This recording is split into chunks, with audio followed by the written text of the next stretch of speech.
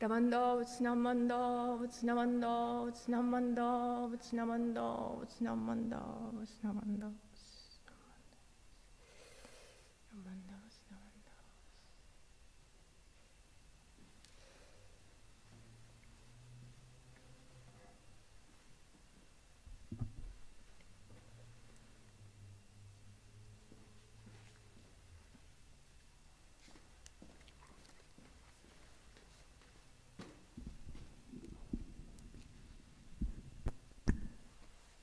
Well, good morning, everyone. Good to see so many of you here, and I think we even got a few of the high school students to stay. They were doing See's Candy this morning, and so it's nice to see some of the young people here as well.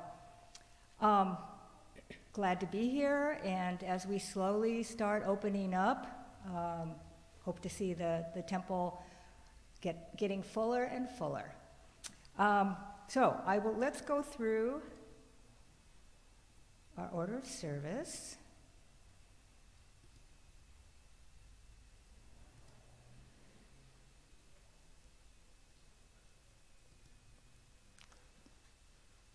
Right now we're doing the welcoming, and next we will be chanting the Judy Rai, which is on page 49 in Romaji and page 53 in Japanese.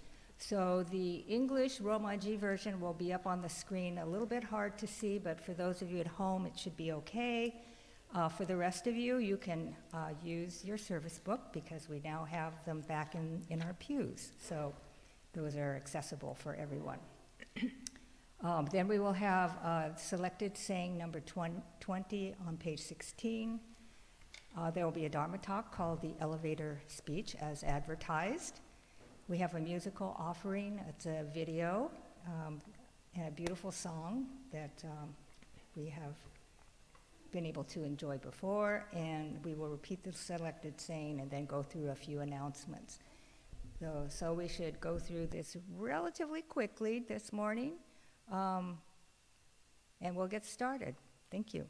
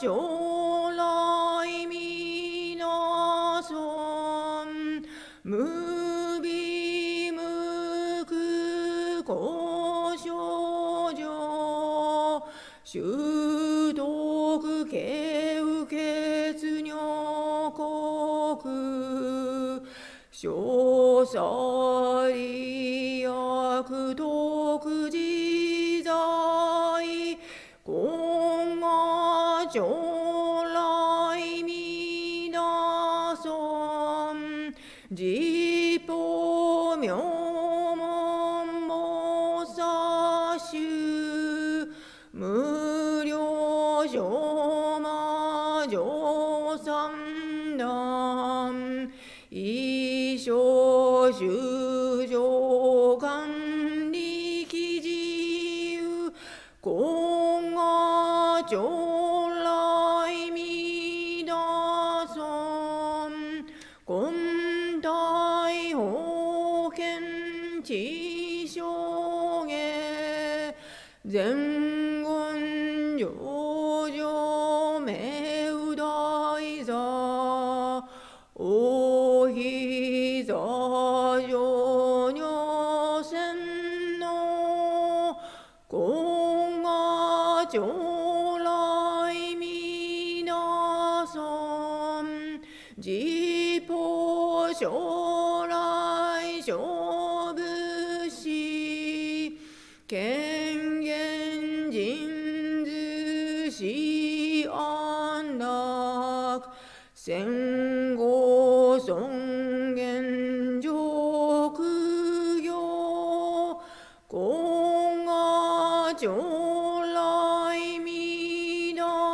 尊小無常無我と薬女水月伝養老一種説法無名字今後将来皆尊一尊仏説無悪名薬無女人悪道夫修人死心教非尊今後将来皆尊一尊無量勉強無少種悪知識往生不退死菩提今後将来皆尊我先非尊功徳寺修善無変如海水小逆善音小上者衛生修上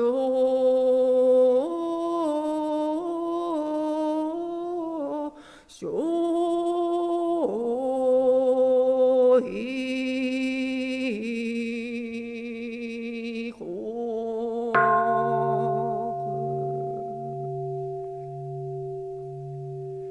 ナマンダブナマンダブナマンダブナ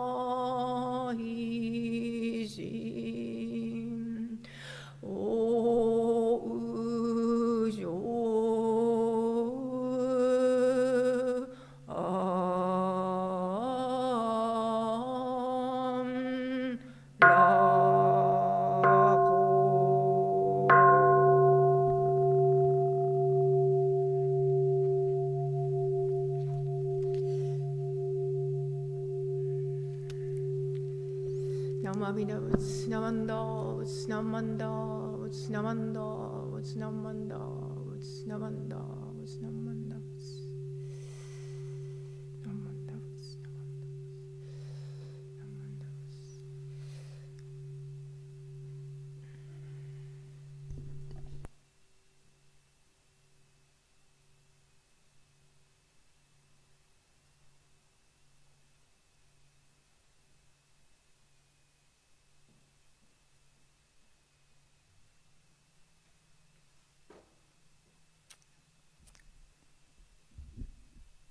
Thank you for chanting the Junirai. I enjoy that chant quite a bit because it's melodious.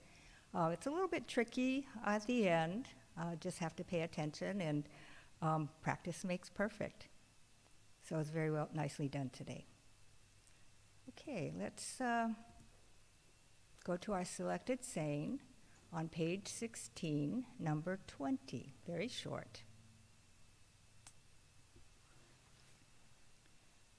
My eyes being hindered by blind passions, I cannot perceive the life that grasps me, yet the great compassion without tiring illumines me always. Namo Amida Butsu, Namanda Butsu, Namanda Butsu, Namanda Butsu. Well, thank you. So let's get into our Dharma talk today. So as the notification indicated, the title of my Dharma talk this morning is called The Elevator Speech. And so the reason why this came up is because I was thinking about kind of my high school class and the fact that they are going to be going off eventually, leaving the house, maybe going to college. And I think we all need to have something prepared. And so, you know, we move through a lot of different circles. We have a neighborhood, some of us go to work, we go to school, we're in neighborhood groups, we're in charities, we do volunteer work. You know, there's a lot of different associations we have that are not temple related. So invariably, somehow, someone is going to find out that you're Buddhist. And then you get the question. What is that question? Oh, you're Buddhist. Tell me, what is Buddhism?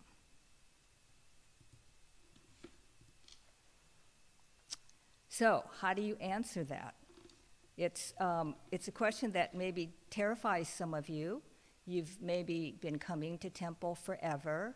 You have an idea of what Buddhism is, but maybe your the extent of your knowledge has to do with helping at Obon and making teriyaki chicken or corn on the cob, or baking cookies, or maybe it's coming here for scouting or for basketball, or maybe you're a part of one of the organizations. Maybe you haven't incorporated the teachings as fully and completely as you think you should. So if somebody asks you that question, what are you going to say? And this idea of the elevator speech is that it's a question that needs to be answered in a very short amount of time. Ideally, it would be the amount of time it takes for you to ride in an elevator, which, of course, is not very long. So the idea being is that we should all be prepared when we get this question, what is Buddhism? And particularly, what is Shin Buddhism? So hopefully today we're going to explore some ideas together of how we put that speech together. It needs to be very short, very concise, and very authentic. And for each of us, it might be a little bit different. At the very end, I'll give you a sample of kind of what I came up with, but that's sort of my elevator speech. Hopefully today we'll explore some ideas together. And the main thing is that I want you to think about it, because this question is going to come up. Maybe it already has come up. And maybe it's the reason why you never tell anybody that you're Buddhist, because you don't want to get that question. So be prepared. For those of you who are in Boy Scouts, be prepared. This is a question that does come up, particularly because we do not live in a Buddhist country. This is very much a Christian country. Buddhism has actually a lot of interest in society these days, and people are curious.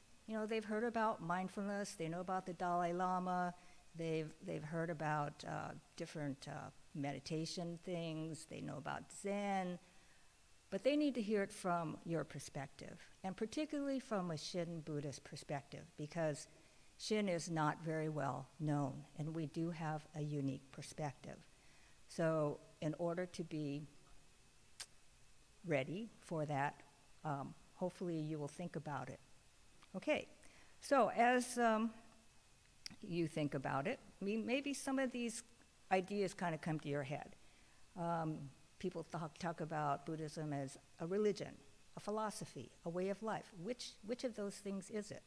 Reverend Turner always says the answer to most Buddhist questions is yes. So he means that it's all those things. We kind of know about Siddhartha Gautama. He was a man. He was not a god. That's something that some people don't know. They think Buddha is kind of a substitute god.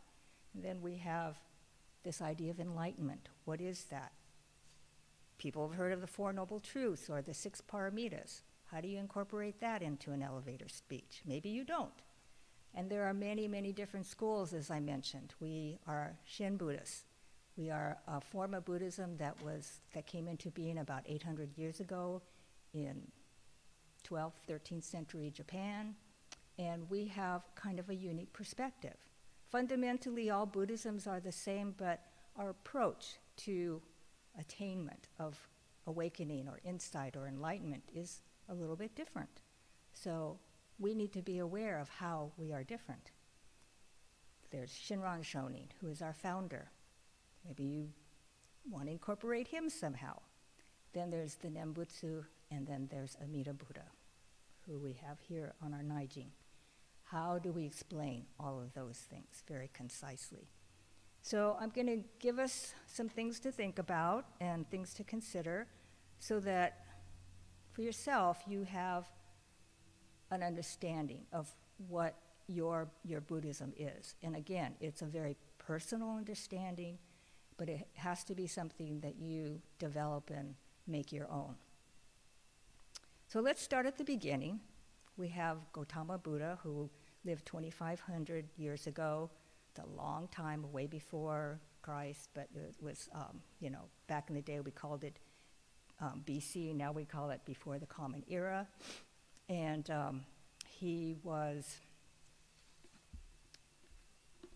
29 when he left to seek the answer to his questions about human suffering.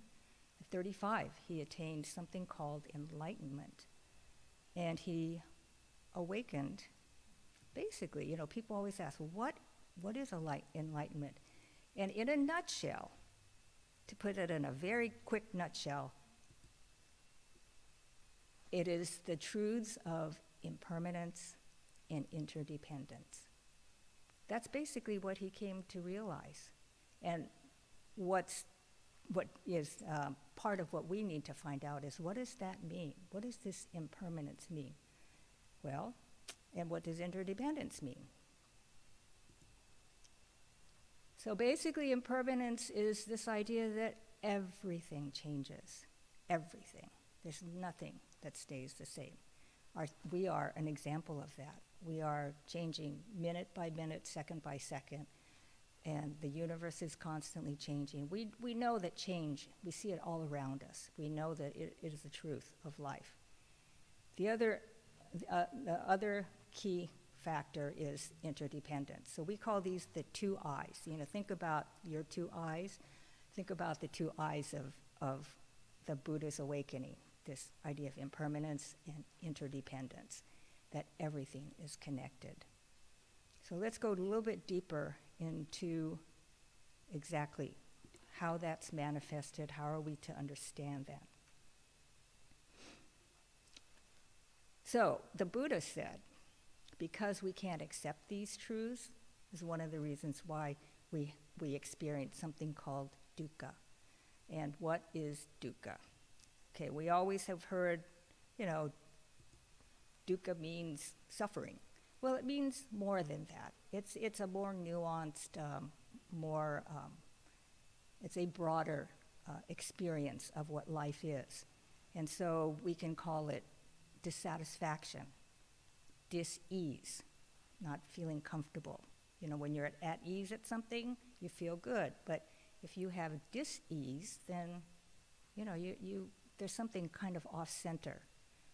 It's difficulties. It's the challenges that come into your life, the kinds of things that you never wanted to happen, but happened nonetheless. It basically is that life is tough. It's tough because of impermanence. Things are constantly changing. So, because we can't reconcile or be comfortable with this idea of interdependence and impermanence, is one of the reasons why we suffer. And why is that? Okay.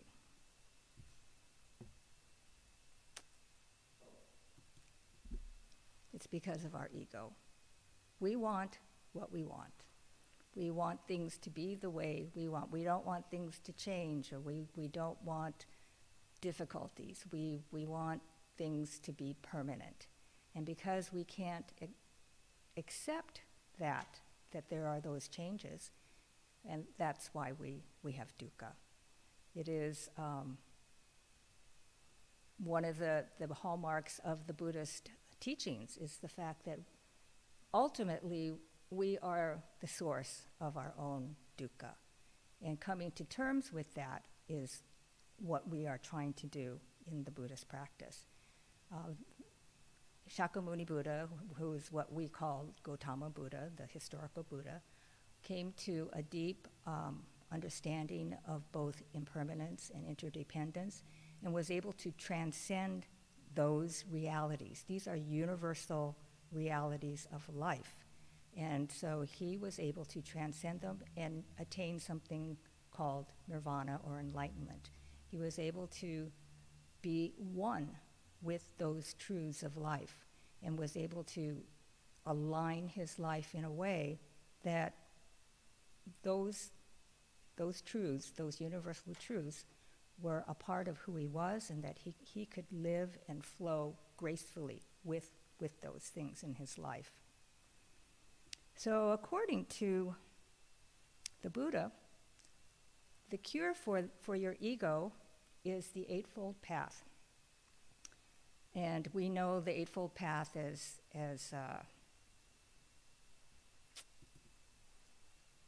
having a clear view, thought, speech, conduct, livelihood, energy, mindfulness, and meditation. So according to the Four Noble Truths, the fourth truth is that you need to follow the Eightfold Path. Well, along comes someone like Shinran Shonin, who says, I can't do that. I know myself too well. And Shinran was a person who had deep honesty about his ability to follow this Eightfold Path. He realized that I am just a foolish being who doesn't have right view, right thought, right speech, right conduct. I can't do those things. So what does he do? What do I do? He was at a loss. At the age of 29, he'd spent 20 years on Mount Hiei trying to follow what we call today the path of sages. It was a very formalized path of a monastic life where he denied himself a lot of things, and he tried to cure himself of his disease of humanity, of his ego. And he realized that I can't do this. I tried for 20 years. And so it's not that the Eightfold Path isn't something that we should aspire to. Those are still very important and valuable things that we all should attempt to follow. But I've come to the conclusion for myself, like Shinran, that I can't follow them as I would like to, and I certainly can't follow them all the way to enlightenment. So what do you do instead?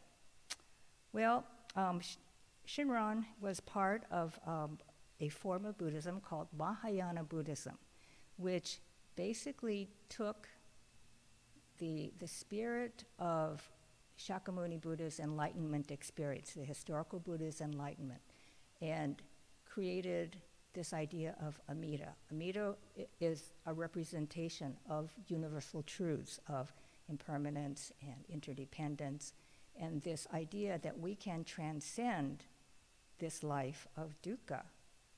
And how does that happen?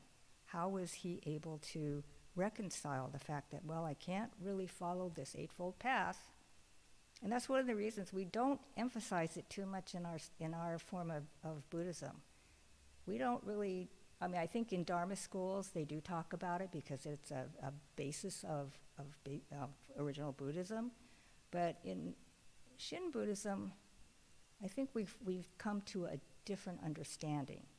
So what Shinran said is that Amida represents this idea of wisdom and compassion.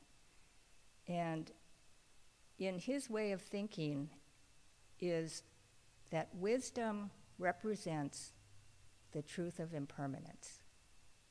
Wisdom is telling us or waking us up to the fact that we have this world existence, this life of impermanence where nothing is the same and it's constantly changing. And Amida also represents interdependence. And interdependence comes out in compassion, and that there's limitless caring. So on the one hand, we have infinite understanding through wisdom, and on the other hand, we have infinite and immeasurable caring. And that's what Amida represents, this idea of infinite wisdom and compassion, infinite understanding, and limitless caring. And what Shinran said is that he recognized that he is a foolish being who doesn't deserve to be awakened. He was so honest about who he was and the fact that he was this stubble-haired, foolish person. And we talk about this idea of the Bombu. And basically, as Shin Buddhists, we all recognize the fact that we are a Bombu, foolish beings, because we are incapable of becoming any different than who we are. And that's the beauty of, I think, our Shin path, is that we are accepted as we are. Which is not to say we go out and do terrible things. I mean, we still have to try to be moral and good and ethical people, but that isn't how we get to awakening.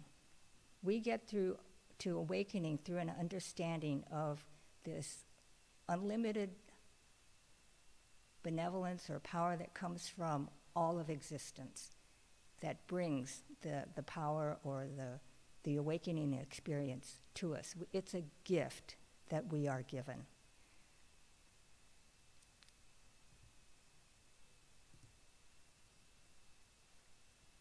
And so a key to this understanding is to look very deeply within ourselves. And that is one of the real hallmarks, I think, of all Buddhism, but I think in Shin Buddhism we particularly emphasize this idea of self-reflection, of self-understanding. It is asking and answering the question, who am I? So coming to this recognition that I am this unworthy human being. I mean, it's kind of a downer, I guess, if you think, oh man, I'm really terrible. I have this ego, and all I do is my ego is out, springs out all the time, and all my thoughts are directed towards how can I benefit myself, and always this sort of me first attitude. But that recognition is a really important part of our Buddhist path, recognizing that that is my essence. And that recognition in itself helps to change us. And then the other recognition is that I am not worthy of this, of being able to attain or reach awakening or liberation or insight, yet it is given to me. So in Shin Buddhism, we have this kind of a two-level awakening that occurs in a Shinjin experience. It's recognizing that I'm not worthy, but yet I still receive liberation. And so this is this sense of deep humility in recognizing who I am and tremendous gratitude in the fact that I am worthy of, according to the universe, which is represented by Amida Buddha, the universe wants to give me liberation and awakening, wants me to have a life that's fulfilling, a life that is rich and has full meaning. So through this path of self-examination, we will find a life of fulfillment, meaning, and deep gratitude. And according to Reverend Taitetsu Udno, who I once asked, what is our purpose as Buddhists? And he said, it's not being a Buddhist, but it's living the most human life possible, being the most human being that you can be. So that's a tremendous goal to try to strive for, and something that we try to keep in mind as we follow our Buddhist path. It's something that's not limited to just being Buddhist. I think it's what and who we are as human beings, is to try to live a deeply human life. And hopefully through that, we can find our fulfillment and meaning. So I took a stab at an elevator speech. This probably is a little bit longer than an elevator ride, but it's 2 paragraphs. And so I'd like to share it with you, and hopefully it will inspire you to think of your own elevator speech. How would you answer that question? What is Buddhism? So this is what I wrote. Siddhartha Gautama lived 2,500 years ago and realized 2 universal truths. Everything changes, and everything is interconnected. We suffer because we fail to recognize these truths. He became a Buddha, not a god, someone awakened to truth. By recognizing our self-centered nature, we can transcend the chaos we create from our greed, anger, and ignorance. He asks us to follow the Eightfold Path to reach enlightenment. Shinran Shonin recognized his inability to follow the Eightfold Path and instead relied on the power of universal truth to assure his awakening. Amida Buddha represents the universal truths of impermanence and interdependence as wisdom and compassion that reaches out to awaken us to our true nature as Bonbu, foolish beings, undeserving of awakening, but who are liberated nonetheless. The Nembutsu represents that power, and it also represents the path. Right. So then I ask you the question, what is your elevator speech? Please think about it. Please join me in Gassho. Let us all find our own elevator speech. Namo Amida Butsu, Namanda Butsu, Namanda Butsu, Namanda Butsu, Namanda Butsu.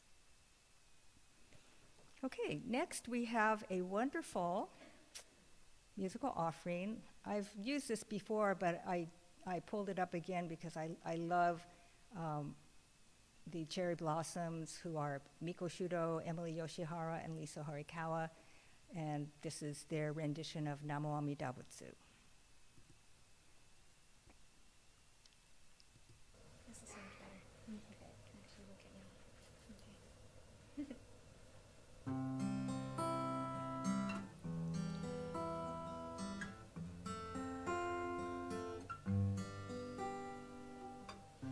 We look so hard for something that brings us happiness.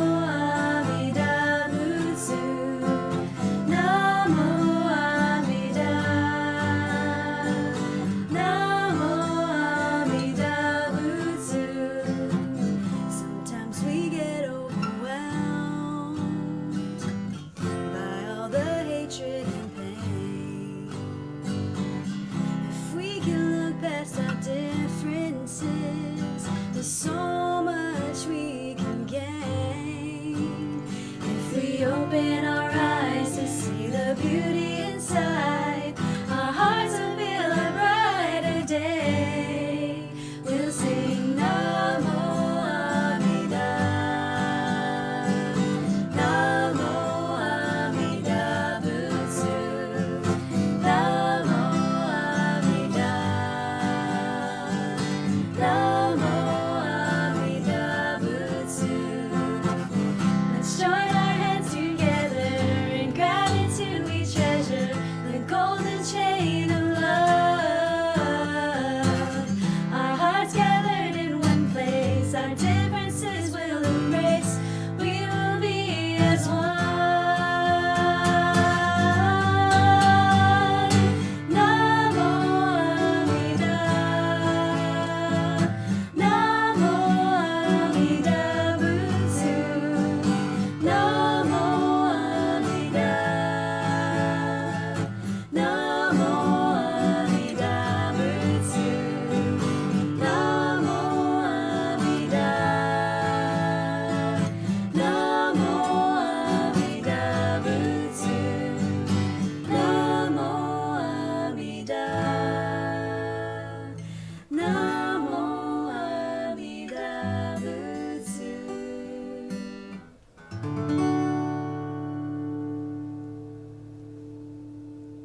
Namandavats, namandavats, namandavats. So beautiful. This is so much better. Uh-oh. Okay, well, we'll end with the selected saying again, which I think reiterates the fact that compassion and wisdom is coming to me. I can try to go and find it, but it is always coming to me. Please join me in Gasho. My eyes being hindered by blind passions, I cannot perceive the life that grasps me. Yet the great compassion without tiring illumines me always. Namo Amida Butsu, Namanda Butsu, Namo Amida Butsu, Namanda Butsu, Namanda Butsu. Okay, thank you. All right, so we have some announcements. I have 4, I think I have to give to you. This is a little bit early, but we wanted to announce our Ho'onko service, which will be on January 16th, and it will be given by Sensei Reverend Orai Fujikawa, who is from the Buddhist temples of Canada, and he will be doing a pre-recorded service, so that day will not be anyone coming to OCBC that day. It'll just be live streamed.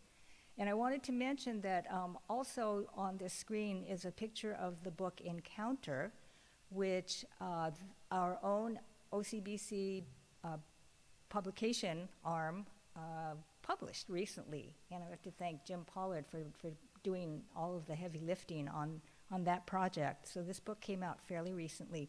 So it will be a pleasure to have Reverend Fujikawa be our speaker that day. And if you get a chance, I would check out Encounter. It's a memoir of his time as a minister in Canada. It has some kind of humorous parts. He came from Japan to a very cold country and had a hard time adjusting to it, but just was it's a lovely, very heartwarming memoir. Okay.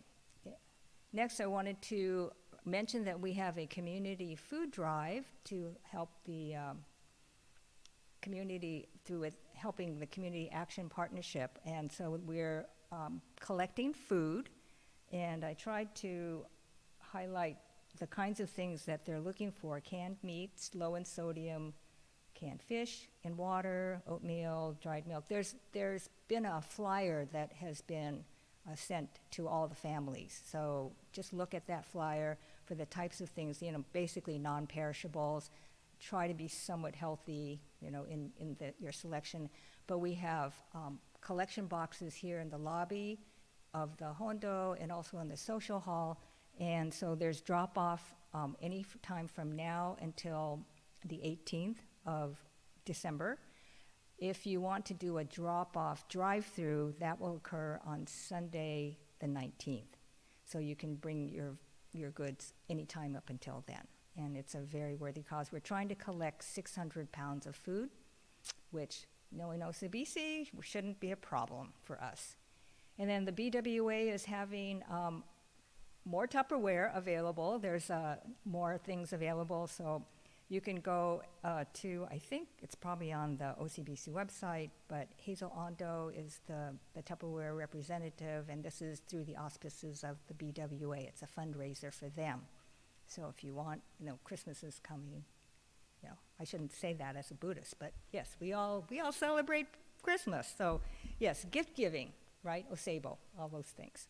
And then the last thing I wanted to mention is I want you to look at this beautiful Naijin today. We have gorgeous flowers that were arranged by Janet Arima and Janet Sakahara. The two Janets came in on Friday to help Reverend Mitsumi, who does the flowers or has been doing the flowers forever by herself. So having help from the two of them has been a lifesaver. So we wanted to thank both of them. And then I also wanted to mention those beautiful avocados that are Osanai offering. They came from our tree. It's in season now. And if you notice there were, I don't know if there are anymore, there were some avocados in the lobby, which you are welcome to take, which came off of our tree. We had Santa Ana winds last week. They blew off something like 200 avocados. Some are kind of small, but they all taste good once they ripen. So I would encourage you to partake. My brother said, "You're going to pass those out to people?" And I said, "Well, they taste good. They just don't look so good, but they are very good." So with that, I want to thank you. Oh, the last thing is that there is an adult study class that will occur in about 10 minutes. It will be via Zoom, or if you want to stay for it in person, I would highly recommend that you do. We will be starting right at 11 o'clock. So the adult study class will occur. And for the junior YBA students, the Dharma School class will be in the social hall if you want to go there. They've hooked up the monitor, and I want to thank the AV people, particularly I think Daniel Sasaki, for setting that up in the social hall for the junior YBA. It will be a Zoom class, and Ms. Arima is going to be doing the class today, along with Nancy Clifton Hawkins and Craig Muranaka. So I think that's it. Please join me in Gassho. Namo Amida Butsu. Namo Amida Butsu. Namo Amida Butsu. Namo Amida Butsu. And have a good rest of your day, everybody.